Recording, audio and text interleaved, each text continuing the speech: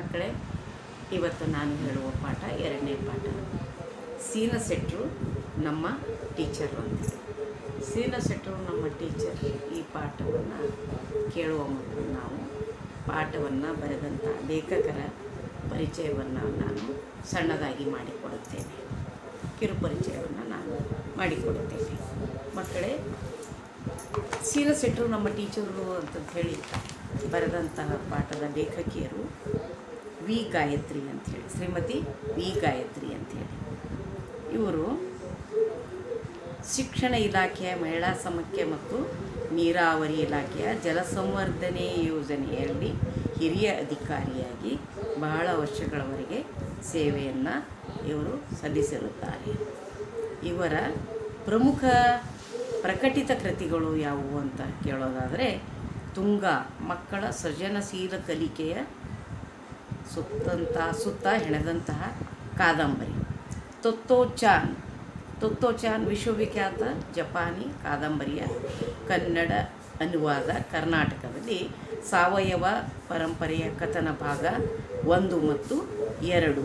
ಸಹಜ ಸಾವಯವ ರೈತರ ಕೃಷಿ ಮತ್ತು ಬದುಕುಗಳು. ಕೇಂದ್ರ ಪರಿಸರ ಮಂತ್ರಾಲಯದ ಪರಿಸರ ಶಿಕ್ಷಣ ಕೇಂದ್ರಕ್ಕಾಗಿ ಮತ್ತು ಬದುಕುಗಳು. ಇಲ್ಲಿ ಸೀನಸೆಟ್ರು ನಮ್ಮ ಟೀಚರು ಅಂತ. ಸೀನಸೆಟ್ರು ಒಬ್ಬ ಒಕ್ಕಲಿಗ ಆಗಿರುತ್ತಾನೆ ಮಕ್ಕಳೇ. ಅಲ್ಲಿ ಮಾಂಡವಿ ಎನ್ನುವ ಶಿಕ್ಷಕಿಯರು ತಮ್ಮ ಶಾಲಾ ಮಕ್ಕಳನ್ನು ಕರೆದುಕೊಂಡು ಸೀನಸೆಟ್ಟರನ್ನು ಪರಿಚಯಿಸಲು ಕರೆದುಕೊಂಡು ಹೋಗುತ್ತಾರೆ. ಏಕೆಂದರೆ ಈ ಮಾಂಡವಿಯವರ ಉದ್ದೇಶ ಮಕ್ಕಳಿಗೆ ಶಾಲೆಯಲ್ಲಿ ಈ ಒಂದು ರೈತನ ಪರಿಚಯ, ಕೃಷಿ ಕೆಲಸ ಯಾವ ರೀತಿಯಾಗಿ ಮಾಡಬೇಕು ಎನ್ನುವುದನ್ನು ನಾವು ನೋಡಬೇಕಾದರೆ ಈ ಸೀನಸೆಟ್ಟ ಅಂತಕ್ಕಂಥ ರೈತನ ಅಗತ್ಯ ಕಾಣುತ್ತದೆ. ಆದ್ದರಿಂದ ಮಕ್ಕಳಿಗೆ ಸೀನಸೆಟ್ಟರನ್ನು ಪರಿಚಯಿಸಲು ಮಾಂಡವಿ ಶಿಕ್ಷಕರು ತಮ್ಮ ಮಕ್ಕಳನ್ನು ಕರೆದುಕೊಂಡು ಹೊಲಕ್ಕೆ ಬರುತ್ತಾರೆ. ಹೊಲಕ್ಕೆ ಬಂದಾಗ ಅವರನ್ನು ಸೀನಸೆಟ್ಟರನ್ನು ಮಕ್ಕಳಿಗೆ ಪರಿಚಯಿಸ್ತಾರೆ. ಯಾವ ರೀತಿಯಿಂದ ಅಂದ್ರೆ, ಇವತ್ತಿನಿಂದ ಈ ಸೀನಸೆಟ್ರು ನಮ್ಮ ಟೀಚರು, ಇವರು ನಿಮ್ಗೆ ಏನೆಲ್ಲ ಕಲಿಸ್ಕೊಡ್ತಾರೆ ನೋಡ್ತಾ ಇರ್ರಿ ಮಕ್ಕಳೇ ಅಂತಂಥೇಳಿ ಮಕ್ಕಳಿಗೆ ಹೇಳ್ತಾರೆ. ಮಳೆಗಾಲ ತೀವ್ರಗೊಳ್ಳುತ್ತಿದ್ದ ಹಾಗೆ, ಅಂದ್ರೆ ಮಳೆಗಾಲ ಹೆಚ್ಚಾಗ್ತಿದ್ದಂಗೆ ಹೊಸ ಟೀಚರ್ ನಮ್ಮ ಮಕ್ಕಳಿಗೆ ಯಾವ ರೀತಿ ಪರಿಚಯ ಮಾಡಿಕೊಟ್ರು. ತುಂಗ ಏನು ಮಾಡ್ತಾಳೆ ಅಂದ್ರೆ, ಮೊದಲನೇದಾಗಿ ಆತನ ವೇಷಭೂಷಣದಿಂದ ತುಂಗ ಆ ಹುಡುಗಿಗೆ, ಆ ವಿದ್ಯಾರ್ಥಿಗೆ ಸೀನಸೆಟ್ರು ಟೀಚರ್ ಥರ ಕಾಣೋದಿಲ್ಲ. ಏಕೆಂದರೆ ಆ ಸೆಟ್ಟರು ಧರಿಸಿರುವಂಥ ಬಟ್ಟೆ ಯಾವ ರೀತಿಯಾಗಿ ಇರ್ತದೆ ಅಂತ ನಾವು ನೋಡಿದರೆ, ಆತ ತುಂಬ ಭಾಳ ಹಳೆಯದಾದ ಒಗೆದ ಒಂದು ಲುಂಗಿಯನ್ನು, ಪಂಚೆ ಅಥವಾ ಲುಂಗಿ, ಅದನ್ನು ಆತ ಸುತ್ತಿಕೊಂಡಿರುತ್ತಾನೆ. ಹಾಗೆಯೇ ತಲೆಗೆ ಒಂದು ಹಳೆಯದಾದ ಬಟ್ಟೆಯನ್ನು, ಟವೆಲ್ ಸುತ್ತಿಕೊಂಡಿರ್ತಾನೆ. ಮತ್ತು ಆ ಒಳಗೆ ಧರಿಸಿರುವಂಥ ಚಡ್ಡಿಗಿಂತ ಮೇಲೆ ಲುಂಗಿ ಸುತ್ತಿರ್ತದೆ ಮಕ್ಕಳೇ. ಅದನ್ನು ನೋಡಿ ಮಕ್ಕಳಿಗೆ ಈತ ಹೇಗೆ ಟೀಚರ್ ಅಂತ ಕಾಣುತ್ತಾನೆ ಇಲ್ಲ ಅನ್ನುವಂಥ ಭಾವನೆ ಮಕ್ಕಳಲ್ಲಿ ಮೂಡುತ್ತಿದ್ದ ಹಾಗೆ ಒಂದು ರೀತಿಯ ನಿರಾಶೆ ಮಕ್ಕಳಲ್ಲಿ ಆವರಿಸಿರುತ್ತದೆ. ಹಾಗೆ ಮಾಂಡವಿ ಏನು ಹೇಳ್ತಾರೆ ಅಂತಂದ್ರೆ, ಮಕ್ಕಳೆಲ್ಲ ಹಳ್ಳದ ದಂಡೆಯಲ್ಲಿ ಕರೆದುಕೊಂಡು ಹೋದಾಗ ಈ ಟೀಚರನ್ನು ನಾವು, ತುಂಗ ಹೇಳ್ತಾಳೆ, ಈ ಟೀಚರನ್ನು ನಾವು ಎಲ್ಲೋ ನೋಡಿದ ಥರ ಕಾಣಿಸ್ತದ, ಎಲ್ಲಿ ನೋಡಿದ್ದೇವೆ ಅಂತ ಅಷ್ಟು ಸುಲಭವಾಗಿ, ಅಷ್ಟು ಸರಳವಾಗಿ ಅವರಿಗೆ ಆ ತುಂಗಾಳಿಗೆ ಹೊಳೆಯೋದಿಲ್ಲ. ಆದರೆ ಆತನ ಒಂದು ಸ್ನೇಹಮಯವಾದಂಥ ಮುಖ ಕಾಣಿಸ್ತದ. ಯಾವ ರೀತಿ, ಹೆಂಗೆ ಬಿಸಿಲಿನಲ್ಲಿ ಏನಾಗ್ತದೆ, ಬಿಸಿಲಿನಿಂದ, ಮಳೆಯಿಂದ, ಚಳಿಯಿಂದ ಆತನ ಮುಖ ಭಾಳ ಕಪ್ಪಗಾಗಿ ಕರ್ರಗ ಸುಕ್ಕುಗಟ್ಟಿದ ತರಹ ಆತನ ಮುಖ ಕಾಣಿಸ್ತದೆ. ಮಕ್ಕಳೇ, ಮಾಂಡವಿ ಟೀಚರ್ರ ಉದ್ದೇಶ ಇದಾಗಿತ್ತು. ಶಾಲೆಯಲ್ಲಿ ಕಲಿಕೆಯ ಜೊತೆಗೆ ಬೇಸಾಯವನ್ನು, ಅಂದರೆ ಒಕ್ಕಲತನವನ್ನು ಅಳವಡಿಸುವಂತಹ ಉದ್ದೇಶನೇ ಇವರ ಒಂದು ಉದ್ದೇಶವಾಗಿತ್ತು. ಶಾಲಾ ಶಿಕ್ಷಣ ಹೆಂಗೆ ನಿಜ ಬದುಕಿನ ಜೊತೆಗೆ ಹಾಸುಹೊಕ್ಕಿನ ಸಂಬಂಧ ಹೊಂದಿರಬೇಕೆಂಬುದೇ ಮಾಂಡವಿ ನಂಬಿಕೆಯಾಗಿತ್ತು. ಯಾವುದು? ಬೇಸಾಯ. ಅವರು ಬೇಸಾಯವನ್ನು ಅಳವಡಿಸಲು ಮುಖ್ಯ ಕಾರಣ ಇದೇ ಆಗಿದ್ದರಿಂದ ಅದು ಇನ್ನೂ ಅನೇಕ ವಿಚಾರಗಳಿಗೆ ಕೂಡ ಸಹಾಯಕವಾಗಿತ್ತು.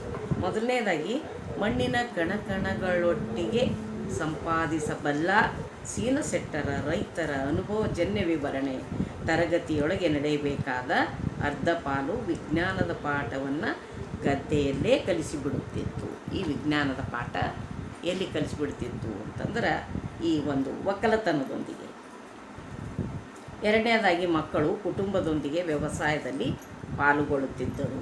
ಅವರಿಗೆ ಸಿಗುತ್ತಿದ್ದದ್ದು 2ನೇ ಸ್ಥಾನ.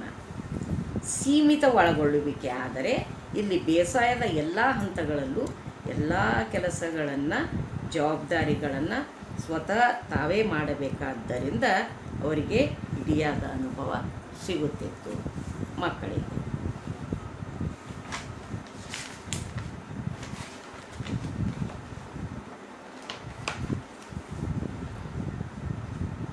ಈ ಸೀನಸೆಟ್ಟರು ಹಳ್ಳದ ಬದಿಯ 2 ಎಕರೆ ಜಮೀನನ್ನು ಮಾಂಡವಿ ಬೇಸಾಯಕ್ಕೆಂದೇ ಕೊಂಡಿದ್ದರು.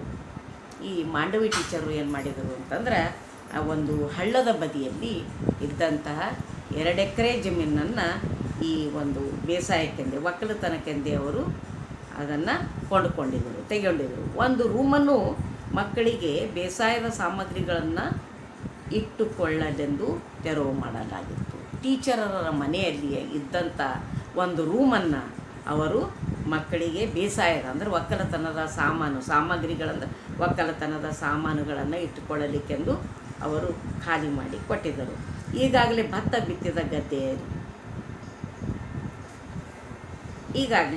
ಬಿತ್ತಿದ ಗದ್ದೆಯಲ್ಲಿ ಮಾಂಡವಿ ಟೀಚರ್ರ ಉದ್ದೇಶ ಇದಾಗಿತ್ತು. ಶಾಲೆಯಲ್ಲಿ ಕಲಿಕೆಯ ಜೊತೆಗೆ ಬೇಸಾಯವನ್ನು ಅಂದರೆ ಒಕ್ಕಲತನವನ್ನು ಅಳವಡಿಸುವಂತಹ ಉದ್ದೇಶನೇ ಇವರ ಒಂದು ಉದ್ದೇಶವಾಗಿತ್ತು. ಶಾಲಾ ಶಿಕ್ಷಣ ನಿಜ ಬದುಕಿನ ಜೊತೆಗೆ ಹಾಸುಹೊಕ್ಕಿನ ಸಂಬಂಧ ಹೊಂದಿರಬೇಕೆಂಬುದೇ ಮಾಂಡವಿ ನಂಬಿಕೆಯಾಗಿತ್ತು. ಯಾವುದು? ಬೇಸಾಯ. ಅವರು ಬೇಸಾಯವನ್ನು ಅಳವಡಿಸಲು ಮುಖ್ಯ ಕಾರಣ ಇದೇ ಆಗಿದ್ದರಿಂದ ಅದು ಇನ್ನೂ ಅನೇಕ ವಿಚಾರಗಳಿಗೆ ಕೂಡ ಸಹಾಯಕವಾಗಿತ್ತು. ಮೊದಲನೇದಾಗಿ ಮಣ್ಣಿನ ಕಣಕಣಗಳೊಟ್ಟಿಗೆ ಸಂಪಾದಿಸಬಲ್ಲ ಸೀನಸೆಟ್ಟರ ರೈತರ ಅನುಭವಜನ್ಯ ವಿವರಣೆ ತರಗತಿಯೊಳಗೆ ನಡೆಯಬೇಕಾದ ಅರ್ಧ ಪಾಲು ವಿಜ್ಞಾನದ ಪಾಠವನ್ನು ಗದ್ದೆಯಲ್ಲೇ ಕಲಿಸಿಬಿಡುತ್ತಿತ್ತು. ಈ ವಿಜ್ಞಾನದ ಪಾಠ ಎಲ್ಲಿ ಕಲಿಸಿಬಿಡ್ತಿತ್ತು ಅಂತಂದ್ರೆ ಈ ಒಂದು ಒಕ್ಕಲತನದೊಂದಿಗೆ. ಎರಡನೇದಾಗಿ ಮಕ್ಕಳು ಕುಟುಂಬದೊಂದಿಗೆ ವ್ಯವಸಾಯದಲ್ಲಿ ಪಾಲ್ಗೊಳ್ಳುತ್ತಿದ್ದರು. ಅವರಿಗೆ ಸಿಗುತ್ತಿದ್ದದ್ದು 2ನೇ ಸ್ಥಾನ. ಸೀಮಿತ ಒಳಗೊಳ್ಳುವಿಕೆ. ಆದರೆ ಇಲ್ಲಿ ಬೇಸಾಯದ ಎಲ್ಲ ಹಂತಗಳಲ್ಲೂ ಎಲ್ಲ ಕೆಲಸಗಳನ್ನು ಜವಾಬ್ದಾರಿಗಳನ್ನು ಸ್ವತಃ ತಾವೇ ಮಾಡಬೇಕಾದ್ದರಿಂದ ಅವರಿಗೆ ಇಡಿಯಾದ ಅನುಭವ ಸಿಗುತ್ತಿತ್ತು ಮಕ್ಕಳಿಗೆ. ಸೀನಸೆಟ್ಟರು ಹಳ್ಳದ ಬದಿಯ 2 ಎಕರೆ ಜಮೀನನ್ನು ಮಾಂಡವಿ ಬೇಸಾಯಕ್ಕೆಂದೇ ಕೊಂಡಿದ್ದರು. ಈ ಮಾಂಡವಿ ಟೀಚರು ಏನು ಮಾಡಿದರು ಅಂತಂದ್ರೆ ಆ ಒಂದು ಹಳ್ಳದ ಬದಿಯಲ್ಲಿ ಇದ್ದಂತಹ 2 ಎಕರೆ ಜಮೀನನ್ನು ಈ ಒಂದು ಬೇಸಾಯಕ್ಕೆಂದೇ ಒಕ್ಕಲತನಕ್ಕೆಂದೇ ಅವರು ಅದನ್ನು ತೆಗೊಂಡಿದ್ದರು. ಒಂದು ರೂಮನ್ನು ಮಕ್ಕಳಿಗೆ ಬೇಸಾಯದ ಸಾಮಗ್ರಿಗಳನ್ನು ಇಟ್ಟುಕೊಳ್ಳಲೆಂದು ತೆರವು ಮಾಡಲಾಗಿತ್ತು. ಟೀಚರರ ಮನೆಯಲ್ಲಿ ಇದ್ದಂಥ ಒಂದು ರೂಮನ್ನು ಅವರು ಮಕ್ಕಳಿಗೆ ಬೇಸಾಯದ ಅಂದರೆ ಒಕ್ಕಲತನದ ಒಕ್ಕಲತನದ ಸಾಮಾನುಗಳನ್ನು ಇಟ್ಟುಕೊಳ್ಳಲಿಕ್ಕೆಂದು ಅವರು ಖಾಲಿ ಮಾಡಿ ಕೊಟ್ಟಿದ್ದರು. ಈಗಾಗಲೇ ಭತ್ತ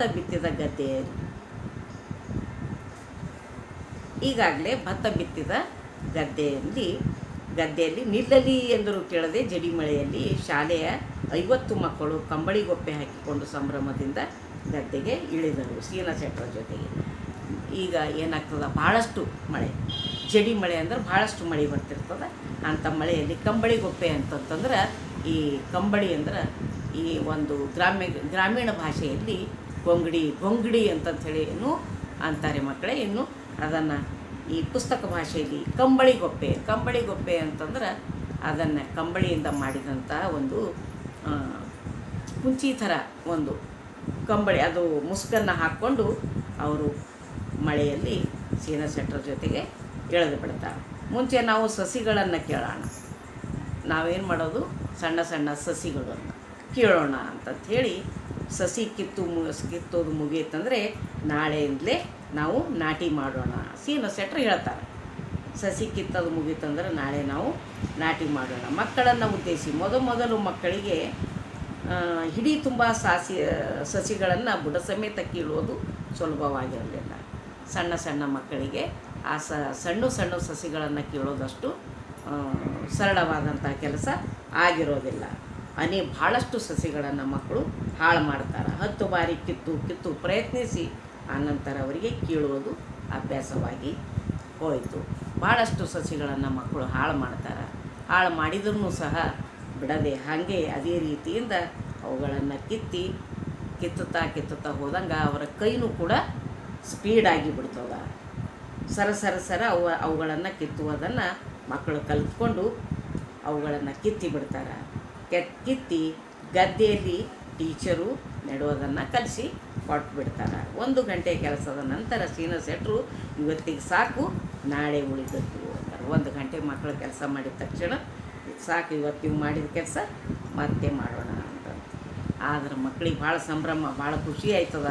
ಮಕ್ಕಳಿಗೆ ಅವ್ರು ಅಂತಾರೆ, ಇಲ್ಲ ಸೀನ ಸೆಟ್ರೆ, ನಿಮ್ಮ ದಮ್ಮಯ್ಯ ಇವತ್ತು ಪೂರಾ ಕಿತ್ತಿ ಹೋಗೋಣ ಅಂತಂತೇಳಿ ಹೇಳಿಬಿಡ್ತಾರೆ. ಒಕ್ಕರ್ನಿಂದ ಎಲ್ಲರೂ ಹೇಳಿಬಿಡ್ತಾರೆ. ಹೇಳಿದಾಗೆ ಒತ್ತಾಯಪೂರ್ವಕವಾಗಿ ಹೇಳಿದಂಗೆ ಅಷ್ಟರಲ್ಲಿ ಒಂದು ಸಣ್ಣದು ಹಾವು ಬರ್ತದೆ. ಹಾವು ಬಂದು ಏನು ಮಾಡ್ತದೆ ಅಂತಂದ್ರೆ ಹಾಲಪ್ಪ ಎನ್ನುವಂಥ ಮನುಷ್ಯನಿಗೆ ಕಚ್ಚಿಬಿಡ್ತದೆ. ಅವನು ಏನು ಮಾಡ್ತಾನೆ ಅಂದ್ರೆ ಹವ್ವಾರಿ ಬಿದ್ದ ತಕ್ಷಣ ಸೀನ ಸೆಟ್ರ ಅವನನ್ನು ಹಿಡ್ಕೊಂಡು ಹೇಳ್ಬಿಡ್ತಾರೆ, ಹೆದರಬೇಡ ಮಗ, ಏನೂ ಆಗಲ್ಲ, ಅದು ನೀರು ಹಾವದ ಅಂತಂಥೇಳಿ, ವಿಷದ ಹಾವು ಅಲ್ಲದು ಅಂತ ಹೇಳಿಬಿಡ್ತಾರೆ.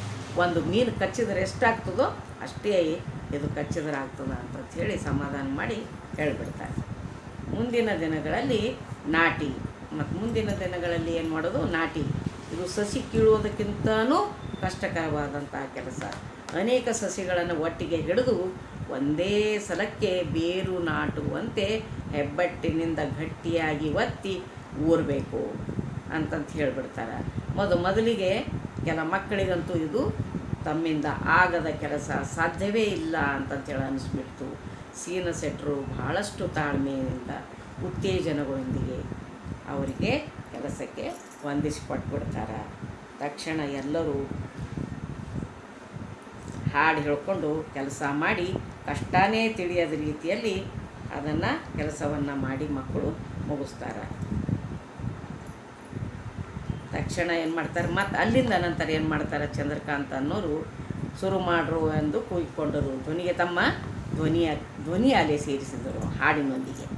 ಮಾರನೇ ದಿವಸ ಯಶೋಧ ಹೊಸದನ್ನು ಹುಡುಕ್ತಾಳೆ. ಯಾವ ರೀತಿ ಹುಡುಕ್ತಾಳೆ ಹೊಸದನ್ನಂದ್ರೆ, ಕೈ ಎಲ್ಲಿಗೆ ಹೋಯ್ತು ಅಂತೇಳಿ. ಇದು ಒಂದು ಸಣ್ಣ ಆಟ. ಕೈ ಎಲ್ಲಿಗೆ ಹೋಯ್ತು ಅಂದ್ರೆ ಸಂತಿಗೆ ಹೋಯ್ತು ಅಂತ ಹೇಳಿಬಿಡ್ತಾಳೆ. ಇಬ್ಬರು ಆಡುವ ಈ ಆಟವನ್ನು ಎಲ್ಲರೂ ಕೂಡ ಭಾಗವಹಿಸುವಂತೆ, ಎಲ್ಲರೂ ಸೇರಿ ಆಡುವಂತೆ ಅದಕ್ಕೆ ಪರಿವರ್ತಿಸಿ ಕೈ ಎಲ್ಲಿಗೆ ಹೋಯ್ತು ಅಂತಂಥೇಳಿ ಒಬ್ರು ಹೇಳಿದ್ರೆ ಇನ್ನೊಬ್ರು ಏನು ಹೇಳಬೇಕು, ಸಂತೆಗೆ ಅಂಥೇಳಿ. ಮತ್ತು ಬಾಜುದವರು ನಿಂತವ್ರು ಏನು ಹೇಳಬೇಕು ಅಂದ್ರೆ, ಸಂತೆಯಿಂದ ಎಲ್ಲಿಗೆ ಹೋಯ್ತು ಅಂತಂದ್ರೆ ಮುಂದಿನಕ್ಕೆ ಹೇಳಬೇಕು, ಬಾಳೆಹಣ್ಣು ತರಲಿ. ಒಲೆಗೆ ಹಾಕಿದೆ. ಒಲೆ ಏನು ಕೊಡ್ತು, ಒಲೆ ಬೂದಿ ಕೊಡ್ತು. ಒಲೆ ಬೂದಿ ಏನು ಮಾಡಿದೆ, ಗೊಬ್ಬರದ ಗುಂಡಿಗೆ ಹಾಕಿದೆ. ಗೊಬ್ಬರದ ಗುಂಡಿ ಏನು ಕೊಡ್ತು, ಗೊಬ್ಬರ ಕೊಡ್ತು. ಗೊಬ್ಬರ ಏನು ಮಾಡಿದೆ, ಬಾಳೆ ಗಿಡಕ್ಕೆ ಹಾಕಿದೆ. ಬಾಳೆ ಗಿಡ ಏನು ಕೊಡ್ತು, ಬಾಳೆಹಣ್ಣು ಕೊಡ್ತು. ಬಾಳೆಹಣ್ಣು ಏನು ಮಾಡಿದೆ, ಗುಡುಮ್ ತಿಂದೆ ಅಂಥೇಳಿ ಮಕ್ಕಳೆಲ್ಲ ಹಾಡ್ತಾರೆ. ಒಬ್ಬರು ಒಂದಂತಾರೆ, ಇನ್ನೊಬ್ಬರು ಒಂದಂತಾರೆ. ಒಬ್ಬರು ಬಾಳೆಹಣ್ಣನ್ನು ಏನು ಮಾಡಿದೆ ಅಂದಾಗ ಇನ್ನೊಬ್ಬರು ತಿಂದೆ ಅಂತ ಹೇಳ್ತಾರೆ. ಸಿಪ್ಪೆ ಏನು ಮಾಡಿದೆ ಅಂತ ಒಬ್ಬರು ಕೇಳಿದಾಗ ಕದದ ಮೂಲೆಗೆ ಹಾಕಿದೆ ಅಂತ ಇನ್ನೊಬ್ರು ಹೇಳ್ತಾರೆ. ಈ ರೀತಿಯಾಗಿ ಈ ಗುಳುಮ್ ತಿಂದೆ ಇಲ್ಲಿಯವರೆಗೆ ಮಕ್ಕಳು ಆ ಹಾಡನ್ನು ಹಾಡ್ತಾರೆ. ಹೀಗೆ ಮತ್ತೆ ಇಡೀ ಪ್ರಶ್ನೆಯೋತ್ತರ ಚಕ್ರ ತಿರುಗೋದು. ಇದೇ ರೀತಿಯಾಗಿ ಆ ಪ್ರಶ್ನೆಗಳನ್ನು ಮಕ್ಕಳು ಆಟದ ಹಾಡಿನ ಮೂಲಕ ತಿರುಗಿಸ್ತಾ ಇರ್ತಾರೆ. ಯಶೋಧಳ ಈ ಆಟದಿಂದ ಅಂದು ನಾಟಿ ಮುಗಿಯುವ ವೇಳೆ ಪ್ರತಿ ಮಕ್ಕಳು 4 ಬಾಳೆಹಣ್ಣುಗಳನ್ನಾದರೂ ತಿಂದಿದರು. ಏನು ಮಾಡಿದ್ರು ಮಕ್ಕಳೆಲ್ಲ, ಏನು ಮಾಡಿದ್ರು ಅಂದರೆ ಈ ಆಟ ಮುಗಿಯೋರಿಗೆ, ಆಟ ಮುಗಿದ ನಂತರ ನಾಟಿ ಮುಗಿಯೋ ವೇಳೆಗೆ ಪ್ರತಿ ಮಕ್ಕಳು ಏನು ಮಾಡ್ತಾರೆ ಅಂದರೆ 4 ಹಣ್ಣುಗಳನ್ನು ತಿಂದ್ಬಿಡ್ತಾರೆ. ನಾಟಿ ಮುಗಿಯೋವರೆಗೂ ಸೀನ ಶೆಟ್ಟರು ಮಕ್ಕಳ ಜೊತೆಗೆ ಇದ್ದು ಅಲ್ಲಿಂದ ಕಾಲಕ್ಕೆ ಅವರು ಗಮನಿಸಿಕೊಳ್ಳಬೇಕಾದ ವಿಷಯಗಳನ್ನೆಲ್ಲ ಹೇಳಿಕೊಟ್ರು. ಏನು ಮಾಡಿದ್ರು ಸೀನ ಶೆಟ್ಟರು ಟೀಚರ್ ಏನು ಮಾಡಿದ್ರು ಅಂದ್ರೆ ಮಕ್ಕಳಿಗೆ ಅವ್ರ ಜೊತೆಯೇ ಉಳಿದು ಟೈಮಿಗೆ ಸಮಯಕ್ಕೆ ಅವರು ಗಮನಿಸಿಕೊಳ್ಳಬೇಕಾದಂಥ ಯಾವ ರೀತಿಯಾಗಿ ಆ ಒಂದು ಕೆಲಸಗಳನ್ನು ಒಕ್ಕಲತನದ ಕೆಲಸಗಳನ್ನು ಕಲಿಯಬೇಕು ಆ ರೀತಿ ಅವರು ವಿಷಯಗಳನ್ನೆಲ್ಲ ವಿವರವಾಗಿ ಮಕ್ಕಳಿಗೆ ಹೇಳಿಕೊಡ್ತಾರೆ. ನಾಟಿ ಮುಗಿದ ಮೇಲೆ ಇನ್ನು ಯಾವಾಗ ಹೊಡೆ ಹೊರಡುತ್ತೋ, ಹೊಡೆ ಅಂತಂತಂದ್ರೆ ಈಗ ಬೀಜವನ್ನು ಬಿತ್ತಿದ ನಂತರ ಮೊಳಕೆ ಏನೋ ಒಡಿತದ, ಮೊಳಕೆ ಒಡೆದು ಸಣ್ಣ ಸಸಿ ಏನು ಕಾಣಿಸ್ತದ, ಅದಕ್ಕೆ ಹೊಡೆ ಅಂತ ಹೇಳ್ತಾರೆ. ಮಕ್ಕಳೇ ತಿಳ್ಕೊಳ್ರಿ. ನಾಟಿ ಮುಗಿದ ಮೇಲೆ ಇನ್ನು ಯಾವಾಗ ಹೊಡೆ ಹೊರಡುತ್ತೋ, ಯಾವಾಗ ತೆನೆ ಬಂದಿತ್ತೋ ಎಂದು ಮಕ್ಕಳು ಚಡಪಡಿಕೆ. ಅವರ ಒಂದು ಚಡಪಡಿಕೆ ಏನಿರ್ತದೆ ಅಂದ್ರೆ ನಾಟಿ ಮುಗಿದ ನಂತರ ಯಾವಾಗ ಆ ಸಸಿಯನ್ನು ನಾವು ನೋಡ್ತೀವಿ ಅಂತಂಥೇಳಿ ಮಕ್ಕಳಿಗೆ ಭಾಳ ಉತ್ಸಾಹದ ಚಟಪಟಿಕೆ ಇರ್ತದೆ. ತುಂಗಾಗಂತೂ ಪ್ರತಿದಿನ ಶಾಲೆಗೆ ಬಂದ ತಕ್ಷಣ ಗದ್ದೆಯನ್ನು ನೋಡುವವರಿಗೆ ಎಂಥದ್ದೋ ಚಟಪಟಿಕೆ. ಆ ತುಂಗಾ ಹುಡುಗಿಗೆ ಮಾತ್ರ ಬಹಳಷ್ಟು ಕುತೂಹಲ ಇರ್ತದೆ. ಯಾವಾಗ ಏನದ ಅಂದ್ರೆ ಗದ್ದೆ ಪ್ರತಿದಿನ ನಾನು ನೋಡ್ತೀನೋ ಅಂತಕ್ಕಂಥ ಒಂದು ಚಟಪಟಿಕೆ ಯಾಕಿರ್ತದ ಅಂದ್ರೆ ಆ ಒಂದು ಸಸಿಯನ್ನು ಯಾವಾಗ ಹೊರಗೆ ಬರ್ತದೆ ನಾನು ನೋಡಬೇಕು ಅಂತಕ್ಕಂಥ ಒಂದು ಅವಸರ ಅವಳಲ್ಲಿ ಚಟಪಟಿಕೆ ಇರ್ತದೆ. ಅವಳು ಕಿಟ್ಟನು ಸೇರಿ ಮನೆ ಅಟ್ಟದ ಮೇಲೆ ಹತ್ತಿ ಕಿಟಕಿ ಕಂಡಿಯಲ್ಲಿ ನೋಡಿದರೆ ಗದ್ದೆ ತುಂಬ ಚೆನ್ನಾಗಿ ಕಾಣುತ್ತದೆ ಎಂದು ಕಂಡುಕೊಂಡಿದ್ದರು. ಯಾರ್ಯಾರು ಅಂತಂದ್ರೆ ಕಿಟ್ಟ ಮತ್ತು ತುಂಗ ಇವರಿಬ್ಬರು ಏನು ಮಾಡ್ತಿದ್ರು, ಅಟ್ಟದ ಮೇಲೆ ಹತ್ತಿ ಕಿಂಡಿ ಅಂದ್ರೆ ಕಿಟಕಿ ಅದರದಿಂದ ಅವ್ರೇನು ಮಾಡ್ತಿದ್ರು ಅಂತಂದ್ರೆ ಆ ಒಂದು ಹೊಲವನ್ನು ಅವರು ನೋಡ್ತಾ ಇದ್ದರು, ಯಾವಾಗ ಆ ಮೊಳಕೆ ಒಡೆದು ಹೊರಗೆ ಬರ್ತದ ಅಂಥೇಳಿ. ಈ ರಹಸ್ಯ, ಈ ವಿಷಯವನ್ನು ಗುಟ್ಟಾಗಿಡಲು ಯಾರಿಗೂ ಗೊತ್ತಿರಲಾರ್ದಂಗೆ ಪ್ರಯತ್ನ ಪಟ್ಟರು. ನಾವೇ ಇಬ್ಬರು ಹೋಗಿ ನೋಡಿ ಬರೋಣ ಅಂತಂಥೇಳಿ. ಆದ್ರೆ ಅವರಿಬ್ಬರೇ ಹೋಗಿ ನೋಡಿ ಬರೋಂಗೆ ಆಗಲಿಲ್ಲ. ಅದು ಏನಾಯ್ತು ಅಂದ್ರೆ ಗೊತ್ತಾಗ್ಬಿಡುತ್ತೆ ಎಲ್ಲರಿಗೂ. ಕೊನೆಗೇನದಂದ್ರೆ ಅಟ್ಟ ಗದ್ದೆ ಎಂಬುದು ವೀಕ್ಷಣೆಯ ಟವರ್ ಆಗಿ ಪರಿವರ್ತನೆಗೊಂಡಿತು. ಏನಾಯಿತು ಅಂತಂದ್ರೆ ಪ್ರತಿಯೊಬ್ಬರಿಗೆ ತಿಳಿದ ಮೇಲೆ ಇನ್ನು ಪ್ರತಿಯೊಬ್ಬರು ನೋಡ್ತಾರೆ. ಅದು ಏನಾಯಿತು ಅಂದ್ರೆ ವೀಕ್ಷಣೆಯ ನೋಡುವಂಥ ಒಂದು ಟವರ್ ಆಗಿ ಪರಿವರ್ತನೆ ಆಗ್ತದೆ.